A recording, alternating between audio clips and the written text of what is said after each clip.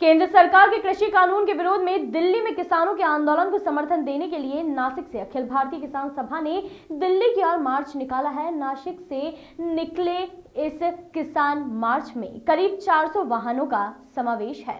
यह किसी राजनीतिक पार्टी का आंदोलन नहीं है, बल्कि किसानों का आंदोलन है, ऐसा दावा किसान महासभा के प्रमुखों ने किया है। बिजासन बॉर्डर से होती हुई यह किसान रैली मध्य प्रदेश राज्य में प्रवेश कर गई। यहां से राजस्थान और फिर दिल्ली आंदोलन करने वाले किसान को समर्थन के लिए आंदोलन में शामिल होगी। इस दौरान किसानों के इस रैली को रोकने की कोशिश की गई तो उस जगह पर संघर्ष की तैयारी किसान महासभा ने की है। 21 मार्च को निकले इस किसान रैली के नर्मदा बचाओ आंदोलन के लोग और मेघा पाटकर ने स्वागत किया। हालांकि यहां इनके आने पर कोई रोक टोक नहीं की गई। किसान आंदोलन के साथ देने के लिए निकला यह जत्था आगे बढ़ गया।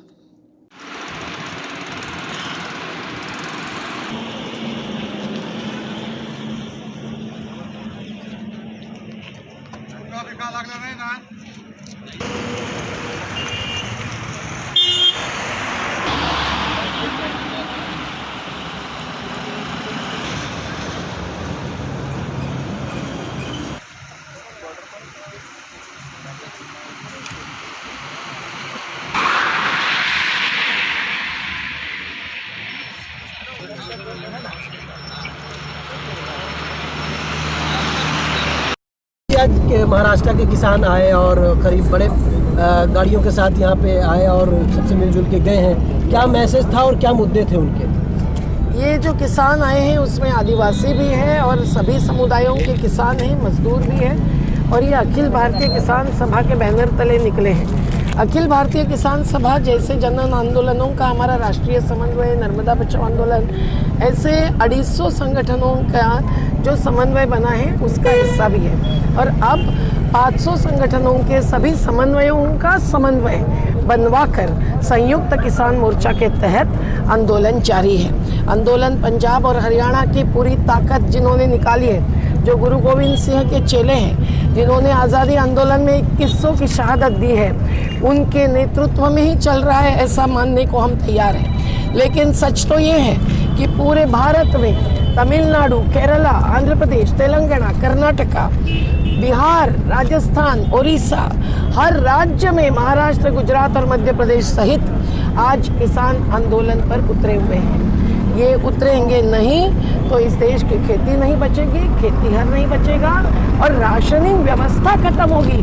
तो आम जनता की अन्न सुरक्षा निश्चित करने का अनुच्छेद 47 के तहत संवैधानिक दायरा जो सरकार पर है उसको कुचलकर, राज्य सरकारों का अधिकार है कृषि के कानून बनाने का, उसको नकार कर आज केंद्र सरकार कैसी गुंडागर्दी कर रही है।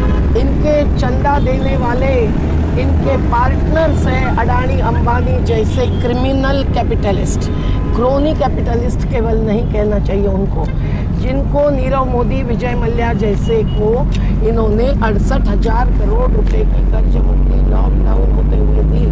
हमारे बेरोजगार हुए मंडी में सब्जी बेचने वाले, फल बेचने वाले, छोटे छोटे उद्योग वाले, निर्माण मजदूर, घरेलू नौकरानियाँ, इनको तो कुछ भी नहीं दिया।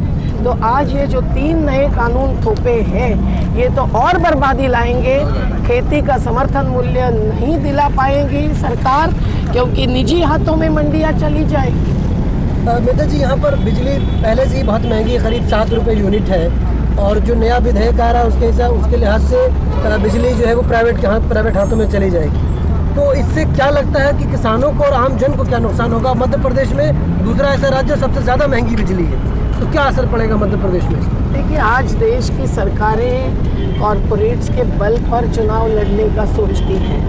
मोदी सरकार ने तो हद कर दी है।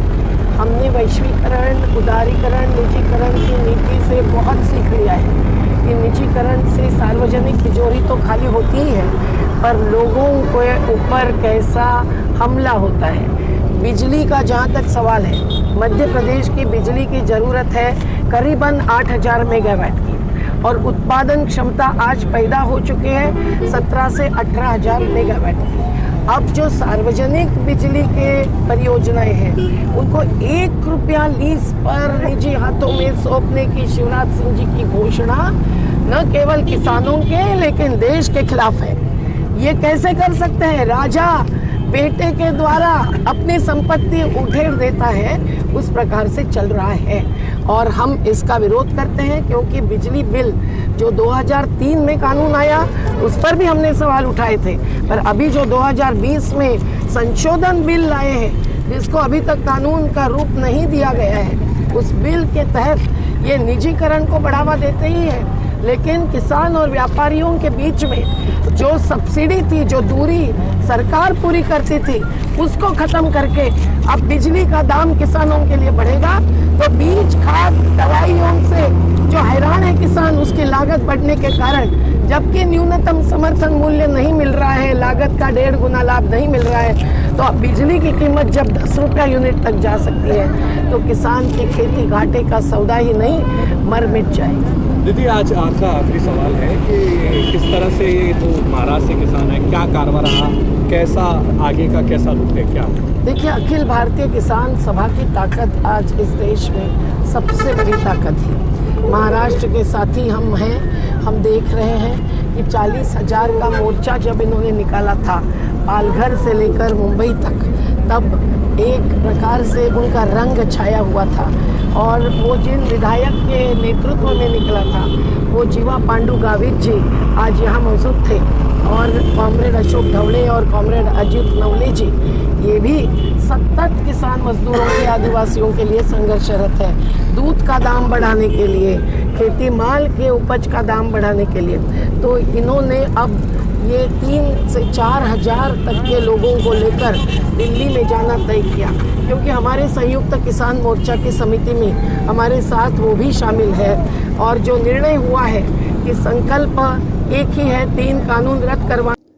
वॉइस ऑफ राइट्स के लिए सेंधुआ से मोहसिन मंसूरी की रिपोर्ट।